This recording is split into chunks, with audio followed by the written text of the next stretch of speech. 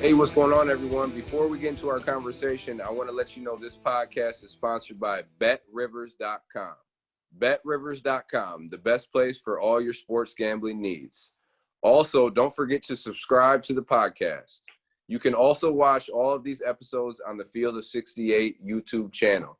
Now, let's get into our conversation. Hey, what's going on, everyone? This is Eric Devendorf, your host of the Scorers Table podcast. We have on another great guest. Now, our next guest, he was born in Canada, but he ended up coming over to the States for high school, St. Benedicts. Ended up playing one season at the Cuse before being drafted 18th by the Phoenix Suns, and now he is currently playing overseas in Turkey. My guy, Tyler Ennis. T-Dot, what's good, baby? What's good, man? What's good? Thanks for having me, bro. Man, you already know I appreciate you hopping on. I know you overseas, like you said, the 10-month grind in Turkey. So kind of just update us on what's been going on and how's everything been going in your life. Yeah, it's been good, man. Eventful last few years, on and off the court. Have three kids, all under 5. So off the court, we've been growing. Yeah. Yeah, on the court, it's been grinding. Had an injury 2 years ago, bounced back, and yeah, you know what I mean. Just dealing with the ups and downs of being a professional athlete, the injuries, the win and lose and everything like that. But it's been enjoyable, man. I've been able to be on a good organization, good organizations since I've been over here. But yeah, just continue to get better and enjoy the ride, enjoy the journey. That's what's up, bro. Yeah, bro, you look good. I know we'll get to the the injuries that you went through later in the podcast, but first I just want to kind of start with you growing up, bro. Growing up in Canada, just right outside Brampton, I believe. Yep. And just kind of tell everyone how you got started playing basketball and who really introduced you to the game. Yeah, I mean, I grew up in a basketball family. My dad was a coach back then. He's still a coach now. He coaches in Canada prep school. I have two older brothers. One played Division II, and the other played finished his career at Oregon, his college career, and he's currently in Turkey right now. We actually play each other in the Turkish league, so it's cool. It's a crazy full circle moment. Obviously, he's my older brother, so I grew up kind of idolizing him, following him, and now we're competitors. So it's been great to compete against each other on something that's not just open gym. Something with some meaning behind it. And yeah, everybody after me kind of followed, and everybody plays basketball. I have a little sister who plays at Rice right now, Rice University. And then I have two younger brothers who are not even in high school yet, but they're hoopers as well. So it's like I said, a full basketball family. My dad obviously put the ball in all of our hands, and I think part of my development came from he would never coach my age. He would coach older, and I would be in the gym, and I would always be the guy when they have 9 players show up and they need a 10th, they throw me out there, and playing against my brothers is some of the best memories I have, playing outside 2-on-2, getting beat up. And I think that's where my pass first mentality came from. Playing with older guys, especially when there's a huge age gap. Like my one brother's 3 years older and the other is 5 years older, so you're not scoring too much all the time. So Right. I think it was that's kind of where my pass first mentality came, and then I played my own age as I got to like 14, 15 years old, and I was able to score. So I think that's why I'm able to kind of do both, depending on the situation and game, and that's kind of where my success lies in the game. So growing up, you definitely had to be like the all-time passer because older brothers were doing the scoring at that time, right? Yeah. It's funny. Another part too. My older brother Dylan, who I'm talking about, who plays in Turkey. Growing up, he was a pass first point guard. He was super small. We 3 years apart, but we were always the same size. So that shows you how small he was. But he was always a passer, and like I said, I followed him, and we kind of split up. He went to a prep school in New York. I stayed in Toronto, and then when I went to prep school in New Jersey, he went to Villanova and later transferred to Oregon. And he came back and he was a scorer. He grew and he just changed his game completely. But by then, I was already in the mix of I was a pass first guy, and people were acknowledging that. And now I wouldn't say we're opposites, but he goes in the game looking to get 20 and win. I go into the game, looking to get half as many as assists. But it's funny because we talk, and he always has you know advice for me on scoring. I always had advice for him on you should have kicked that out. You didn't have to shoot that. So it's yeah, it's like I have a coach and he has a coach as well while we're over here. What was it like growing up in Canada playing? I mean, obviously, I don't think basketball is the main sport. I mean, hockey would be the. I mean, you'd know more than me, but was it kind of like a challenging finding places to play, finding pickup games to play? Growing up at a young age. Yeah, it was tough because obviously, like people, on the East Coast know, but in Canada especially, I would say 6-7 months of the year you can't play outside, and we didn't have courts outside like that. I remember a short story we moved into a neighborhood and they put up some new courts, and from the time people woke up in the summer until it was dark out, everybody was playing.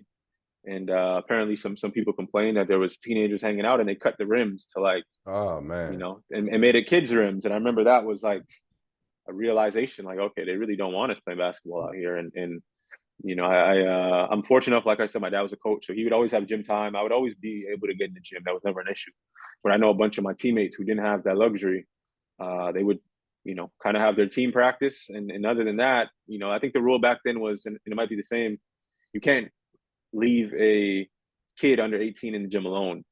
So in order for you to get in the gym, a teacher would have to go, and no teachers, sitting in the gym for 2 hours, letting a 10, 11, 12-year-old go around and shoot around. So I was fortunate I had my dad and he looked out for us. We were able to get workouts in practice, all that. But, a lot of other players, especially back then, had to real struggle, getting gym time. And we kind of flooded the YMCA, and, where I grew up in Brampton, that's kind of where we'd all migrate and play against each other. You see my guy in the background, right? he just popped up. So, bro, I'm from Michigan.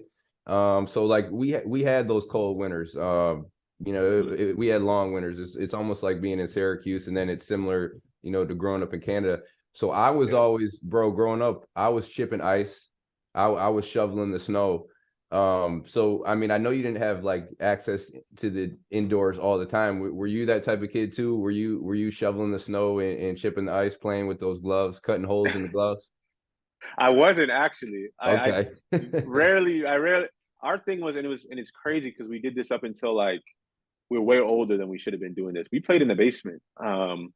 We had a Fisher Price going up as a kid, but we ended up getting like 2 backboards with nets, and they weren't real backboards. They were a little bit smaller, and we convinced our dad to pin them in a basement. We had an unfinished basement, and he pinned one on one side and one a little bit further. So that was our full court, and it was probably a couple of feet of space. But we would play on that, and we'd get competitive and fight, and then we'd play 2K and fight, and we would just go at it all day. But we were so close. We would, like kids do, we'd fight, and 3 minutes later we're making jokes and whatnot. But yeah, a lot of my memories of playing against them, was either outside in the summer 2-on-2, or in the basement. Like we would really go at it and play, 1-on-1 in the basement, 2-on-2, and I want to say my brothers were like almost in high school, and we were playing that down there. So I didn't play too much outside. I know Michigan's the same as Toronto, so you a different breed for that.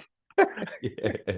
Well, I mean, I didn't have the brothers. I had 2 sisters, so I kind of had to do it by myself. But I mean, like you said, bro, even in the basement, that's kind of where you develop that competitive spirit and the love for the game. Because nowadays you see trainers and doing all that. Like you guys were, playing in the basement with just a little bit of room, and then still like loving the game, competing at a high level, and that's really what I believe these kids need to learn nowadays is just being competitive. Like how many times you go 100%. Out there, you see kids nowadays, they go out there and they go through some adversity, missing shots, turning the ball over, and then they just quit because they haven't developed that competitive spirit. You know what I'm talking about? And that's something for sure. Go ahead. Yeah, I think you talking about that kind of brought me back, and growing up in Canada, we didn't have AAU up until I was probably 14, 15, and when we did, we would kind of just go to the bordering, so we'd go to Michigan, we'd go to Buffalo, we'd go to Rochester, so everywhere that was like kind of right past the border, where we could kind of make a quick trip 4 or 5 hours.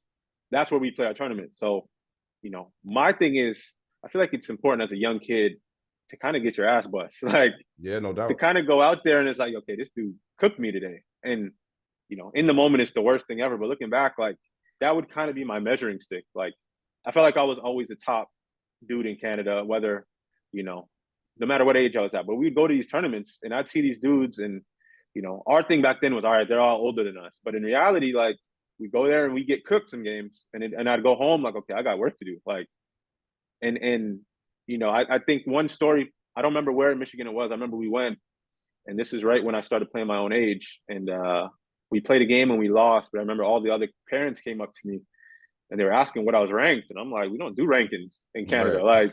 Like, and they're like, yeah, you're the best player we played. And this is, that was like my eye-opening moment. Like, damn, I'm really up there with these guys, because they were saying they go to nationals and I didn't know nothing about that at the time. But yeah, we'd only go to Michigan, Buffalo, Rochester, very close to us. We weren't flying anywhere. We weren't driving to Peach Jam or anything like that, like the kids do now. So, yeah, I remember a bunch of times, and not a bunch, but a few times going to camps, going to tournaments where I'd go home kind of, like, all right, I got some work to do. Like, this dude's better than me, or he's ranked higher and whatever. And I kind of peaked, at the right moment at the end of high school. I wasn't one of those kids where I was ranked super young. I kind of got on the scene, in high school, and I had 4 years to kind of, not even 4, I had 3 years to kind of, work my way up the rank, and I was able to do so. So I guess at what age did you really know, like, hey, I could be pretty good at this, and this is what I want to pursue? I knew I was a Division I player, probably 9th grade. Like I said, my dad has an AU program, CI Balance, and he would do this, Caravana in Toronto is a whole festival. Yeah. So he would call it the Caravana Classic, which and it's genius. He would do a camp leading a few days right before Caravana, and all the coaches would come to the camp and obviously stay for the festival after. No doubt. Genius, like you said, genius. Yeah. So we'd have every coach you could think of. I've seen Calipari there. I don't think Coach Boeheim came, but Red was always there. Obviously, when they recruited me, especially. But yeah, I remember I'd play on the little kid side, and there would be no coaches because they weren't allowed to watch us. But they would look over and peep. And I remember after that, I was like the youngest I could possibly be playing in that. And then they moved me up, and I played with the high school guys. And I was holding my own. And I remember a bunch of coaches kind of giving me that, like, yo, we don't think you're going to be going to, this low major, mid major, but, you're going to be good. And I'm like, okay. And I kept going. And then I got my first offer sophomore year. One game playing St. Benedicts, I got my first offer. I had an interest before that, but not major. Mostly the coaches would come watch somebody else and I'd be playing with them, and they kind of give me a compliment or tell my dad, like, he's going to be good or whatever, but no offer. So I kind of like, all right, fuck out of here. Like, if you're not going to offer me, then yeah. And yeah, I transferred to St. Benedict's, and I got basically all of the tri-state offered within 1, 2, 3 games. And from there, I was like, all right, I might be a little bit better than just a Division I player. I might be, high major. And from there, we just kept going and, waited for Cuse to call, and they finally did, and we, made that move. So let's back up just a little bit, because talk about you leaving Canada and then going to the United States, because I know you talk about it like it's easy, but, and I guess for guys in our position, it's part of it. Like, I went to Oak Hill. I know other guys, a lot of, guys who went and left home, but you're leaving your country, bro. Basically, I know Canada's right there, but, all your families, in Canada, you're going to, a new state, a new country, in New Jersey. Obviously, St. Benedict's is one of the top prep schools in the country. But what went into that decision, and how was that transition for you, leaving home and coming to, the United States, a whole different country? Yeah, I mean, back then I feel like it was necessary. We did have guys who were, outliers who didn't leave. They went to school in Canada for 4 years and got a scholarship and went high D1. But for the most part, it wasn't happening like that. You know what I mean? Like, these coaches weren't coming up or going up there, and recruiting and doing the whole recruiting thing with a kid who was like, all right, he's in another country, I'm not going to go get him. So I was ready to go going into high school. My dad's like, no, you're not ready. And, played freshman year in Toronto. And after that, I'm like, all right, I'm going. And he's like, no, you're not ready. So I played 2 years in Canada first. And then I transferred actually to Chicago. Lake Forest Academy. My brother was going there. He was a senior. He was committed already. And I only went there for one semester. It was a great school, great academic school, but you know, they weren't focused on sports as much as I would like. Not that I'm not an academic focused guy. It was just we had one situation. I had Purdue looking at me, and obviously I was close because I was in Chicago, and they came to watch me play. And at the time, we had to play two sports. So you had to play football and basketball, or football and soccer, whatever. Really? But they couldn't overlap. Yeah. So wow. I'm not a football player, but I had to be on the team. And so it was kind of on that, like, football season was ending, but basketball season was starting up. So the coach comes, and we had, I think, 4 or 6 guys at practice because everybody else was at football. They're football players. So we had to play 3-on-3, and I was like kind of embarrassed. Like, you took the time to come watch me, and I'm playing 3-on-3 against these guys. Yeah. And I had an offer from, I don't think they offered. I had an interest from Northwestern, and no disrespect, but I think our head coach at the time told me, like, yeah, you should commit there. And I'm like, nah, I'm not. I don't think that's my level. Like, I think I'm better than that. So I transfer. I went there for one semester and left. I left at Christmas. Coach Rashawn McLeod was at St. Benedicts, and he's obviously played at Duke, played in the NBA for a few years. Yep. And I was in the car. My dad was on speakerphone, and he just called for a point guard. He didn't call for me specifically. He just said, I just need a point guard. I need him young because I want to be here for a few years and develop them and whatever. And we got off the phone, and I was kind of like, all right, what's up? Like, I'm trying to go. And we had Tristan was successful there, Canadian. Mike Kabonga was successful there. And we talked, and I was like, all right, I'm ready to go. So I went there. I didn't know nobody, not one person in the school. I didn't know where it was. I didn't know nothing. So I showed up in Newark, New Jersey, and you probably know Newark, New Jersey is not nowhere. You know what I mean? It's tough. It's tough. Yeah. So yeah, I showed up there, and I think a week later I played and kind of hit the ground running as a sophomore. And from there, it just took off. Yeah, I just saw something where people in Newark they pronounce it Nork. Newark, yeah. So it's Nork. It's not Newark, it's Newark. I just saw that somewhere. Yo, shout out to B Sykes, Brittany Sykes too. She's from Newark. Yeah, I think. Yeah, for sure. Yeah, no doubt. So talk about that, bro. You get there your sophomore year. Talk about your experience being away from home, playing it, because St. Benedict's, that's high level basketball. That's, like we talked about, it's some of the best high school basketball in the country. Talk about that transition, not only on the floor against the competition, but off the floor, because, bro, you're probably only playing basketball. You got practice and you got homework, but then you got a lot of downtime to yourself. And you, like you said, you were there and not knowing anyone. Yeah. It was I would say the off court was an easier transition when you talk about leaving family, because I had a semester with my brother. Okay. So I wasn't homesick. New Jersey's not too far, so I could always hop on a bus and go home when I had the opportunity, which I did a lot. But I didn't ask, like, it's crazy. I didn't ask any questions. Like, I didn't know it was an all boys school till I got there. I was just like, I'm trying to go high D1. Yeah. I know people who, like, there's countless dudes who have done it. J.R. Smith went there. Smarto Samuels had that history. I'm like, if I'm in that, and at the time, I don't know if it's the same now, but if you were playing and you were guarding in that New York, New Jersey area, and you were cooking, like, you were top. Like, there's nowhere else to go.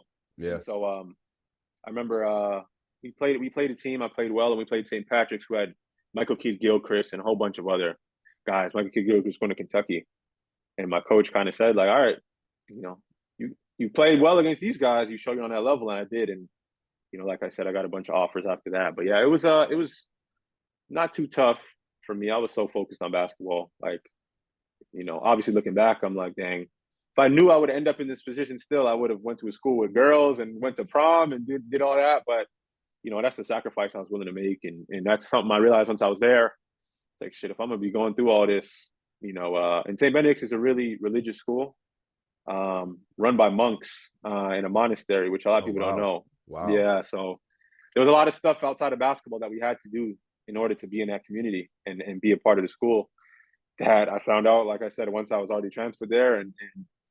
But I was young, I was open-minded, I embraced it. And it I think definitely helped me, in that, mature, being on my own, But I lived on campus, and it was looking back, I have a lot of respect for St. Benedict's, and always will, because they got me here. Without them, I don't know if I would have ended up with the same offers I had, to be honest. Man, Monks in Newark, New Jersey, huh? That's Crazy. No, it's insane to tell you, like, trying to explain it, like, even to my fiance now. She's like, what? Like, that was your teachers? And I'm like, it's just crazy. Like, in the middle, like, you walk too far, you might get robbed leaving school. Like, that was like a normal thing. And it's like you took a kid from Canada and kind of just dropped them in there. Like, yeah, you good at basketball, go here. And, you know, I made it work. I have a lot of friends I still talk to as well. So talk about that recruiting process, because like you said, once you got there, it really started to heat up. You started to get those scholarship offers. You know, talk about when it really started getting heavy, and then you started to have to kind of eliminate some schools, and then eventually, you know, you got down to the final however many schools, and then how did you end up finally choosing Cuse?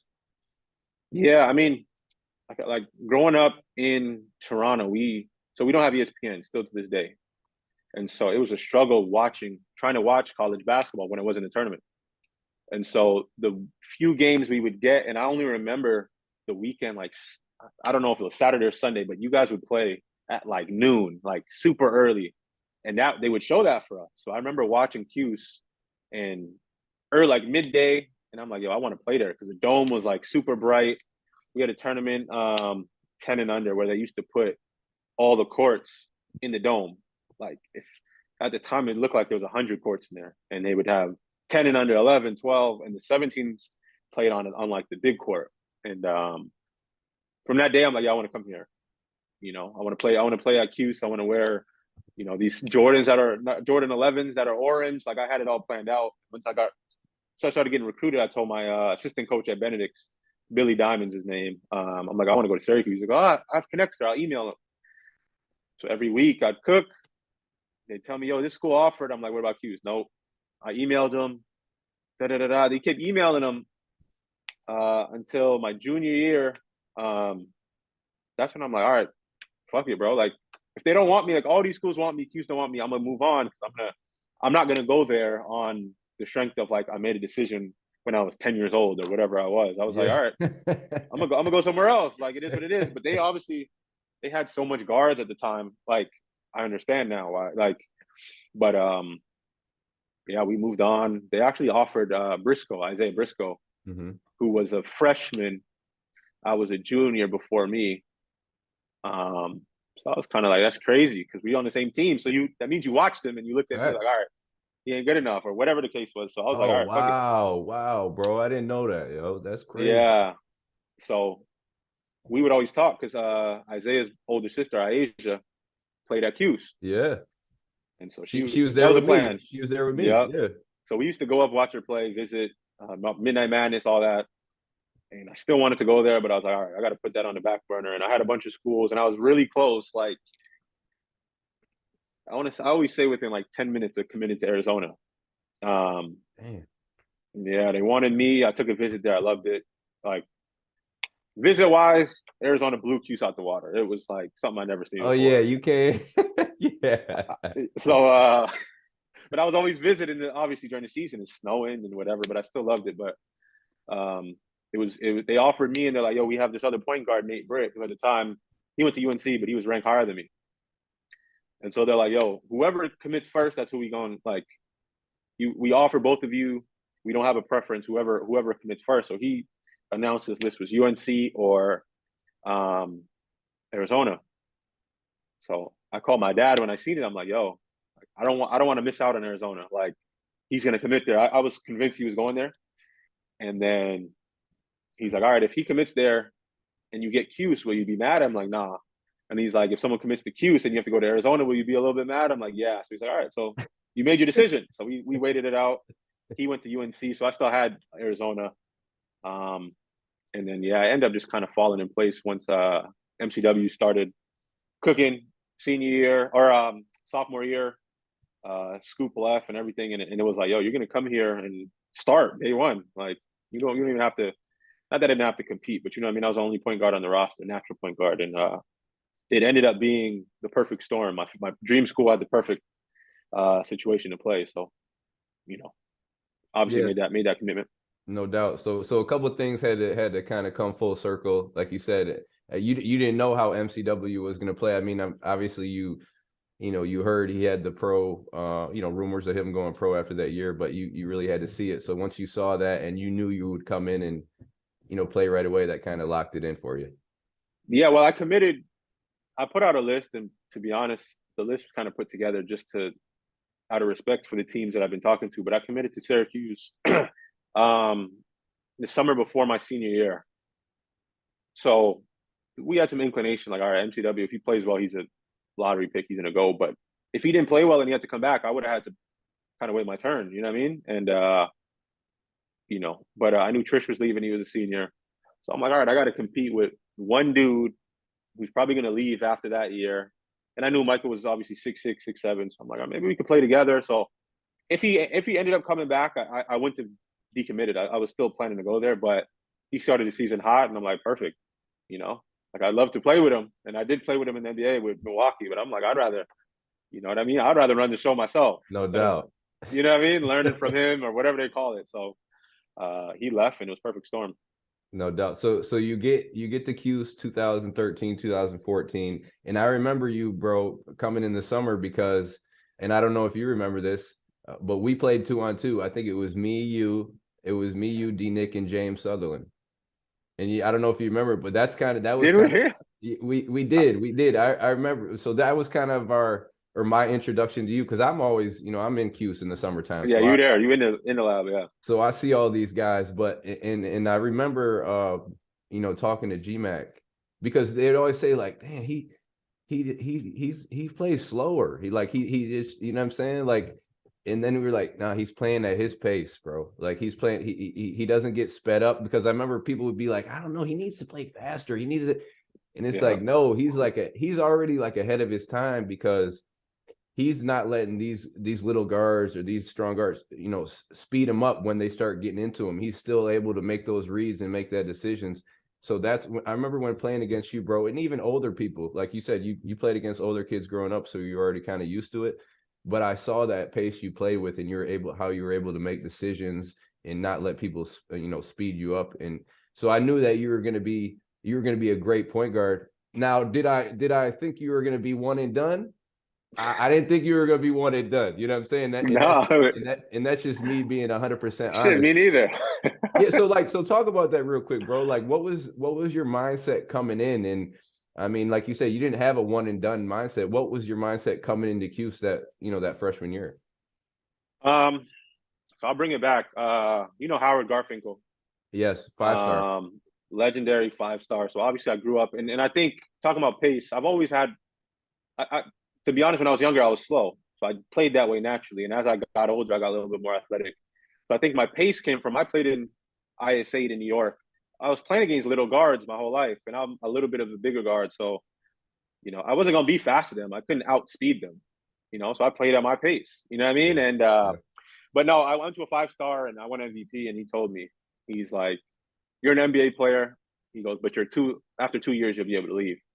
So I was like, that, like, you a legend. You've seen everybody. You've seen Kyrie and everybody, Kyle Anderson, out of all Jersey guards. Like that, I'll do 2. Yeah. And so I went into Cuse. I'm like, I'll do whatever, but if two sounds good. No, It was never 1 for me, though. Like, I was a Jordan game. I was a high recruit, but it was never in my mind like, I'm trying to go in 1 year and leave. But I think that played into my hands because I didn't have any pressure. I went in. If I played 4 years, I played 4 years. I wanted to play in the NBA, but it had to naturally come, because I knew if I put that pressure on myself, I got to play well and leave this year. That's just not, usually it doesn't happen that way. And so I'm like, I just want to be mentioned in these guards with Q. So I want to play well, and you know what I mean? And it just naturally came that way. And I think us winning 25-0 kind of put the spotlight on everybody but me, particularly because I was really the only freshman getting minutes. And you're the leader. You're the leader. You're the guy with the ball in your hands. Yeah. So I had no. If you asked me when we played 2-on-2, I probably would have said I'll leave after 2. Hopefully, like, I got to get my body right, blah blah blah. But yeah, when the opportunity came, it was like shit. And looking now, and I know a lot of Cuse fans still to this day, you should have stayed, whatever. I'm like, yo, I had 2 major injuries. I've I have no regrets of leaving. I love Cuse. I wanted to come back just based on the love I had and the enjoyment of playing there, but you know what I mean. Nobody, I think in that position is turning that down to be what I thought was going to be top 10 pick. I ended up sliding a little bit, but first round pick, guaranteed money. I don't have any regrets. Yeah. Yeah, bro, this is we know, like, this is our childhood dream. Like, this is what, since you pick up that basketball, this is the ultimate goal, to be able to make it to the NBA. So when you have an opportunity staring at you in your face, I don't give a fuck what it don't matter. Yeah, I gotta go. What Joe, Karen, and Rachel's got to say. You know what I'm saying? Like, they don't understand the sacrifice. You leaving your home country, coming. It's a lot of shit that people don't see, that goes into these final decisions. So, nah, bro. Let's talk about that freshman year real quick, and I'm just gonna rattle off a few stats. Now, regardless of class that you're one of the best players in the country. I don't care if you're a freshman, senior, whatever. You're one of the best players in the country that year. 13 points, 4 rebounds, almost 6 assists, 2 steals in 35 minutes. You got all ACC second team, all defensive team, and then all freshman team in the ACC, which is one of the best conferences in the country at that time, and still is today. Just kind of take me through, because we're gonna go individually first with you, and then we'll get to that 25-0 start. But individually, talk about that season, and at what point during that year did you really feel like, all right, damn, well, this might be a one and done for me? Definitely near the end, probably near the ACC tournament. I tell the story. We were in the hotel, and my guys that year were other freshmen: BJ Johnson, Ron Patterson. Obviously, I'm close with everybody. But those are my dogs because we were in class together, or whatever. And we were just watching ESPN, and they had the mock draft. And that year, I was kind of off Twitter. I tried to, because the Cuse fans obviously could get crazy, you know that. Yeah, so bro. I remember me and Trevor deleted everything. We don't want to hear it, but I ended up getting it back. But I didn't know they had me so high. I knew I was getting the publicity and obviously more media attention. But they had the mock draft, and I think they had me going. I think it was 7th to the Lakers. And I was like, oh shit! Yeah, damn! This shit going quick. So the rest of that year was obviously focused on winning, getting back on track. So we lost a few, we dropped a few we shouldn't have. But it was the desperation kind of changed from I'm just trying to cook and win to, if this is my last year, we definitely got to win. You know what I mean? If I leave, start 25-0 and whatever, lose in the tournament before at least the Final Four, I'm like, that's not good. You know what I mean? So not that it's not good. I just felt like we had a chance to win that year.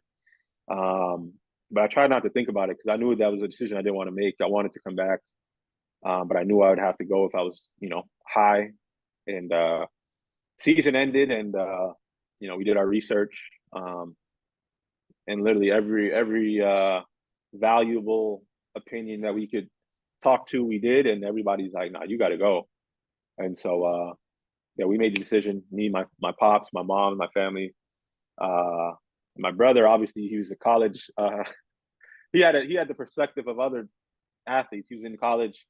He was like, "Get out! No way! You're not staying." No doubt. So I'm like, "Nah, what about?" And then he was adamant, "No, you got to go." And the final factor was Daryl Gross.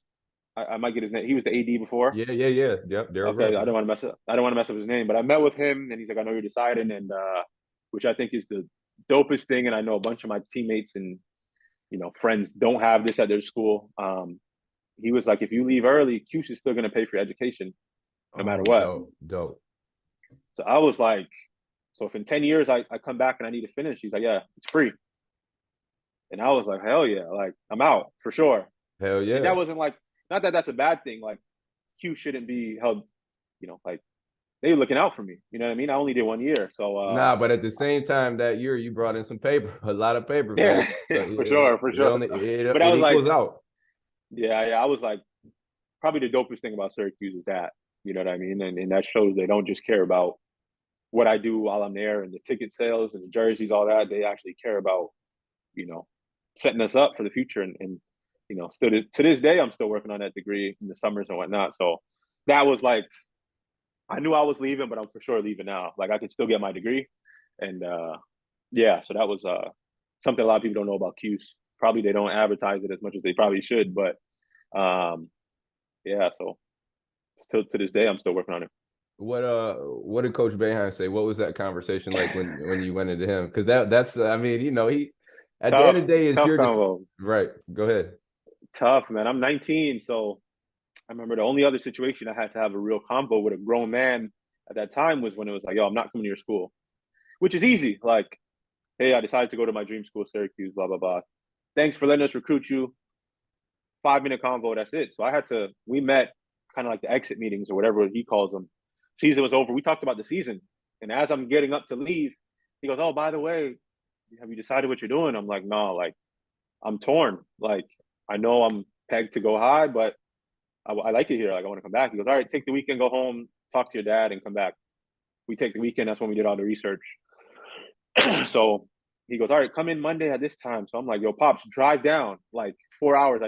Come. I just didn't want to be in front of him by myself. Like, No, I get it. I'm a kid. Like, I'm thinking that he's going to yell at me. I'm not thinking, like, he's not my coach anymore. I made this decision. I'm just like, he's going to yell, blah, blah, blah. So I know he wasn't happy. But he knew I was leaving. As I walked in, he had his thoughts. I didn't agree with them. So it was kind of turned from being like timid, like, to like, all right, bet, like, let's see then. You know what I mean? Like, yeah, no doubt. That's what you think. Let's see. And so he was like, all right, we're gonna announce it. And literally crazy. I don't know how. Like I said, he probably knew I was leaving.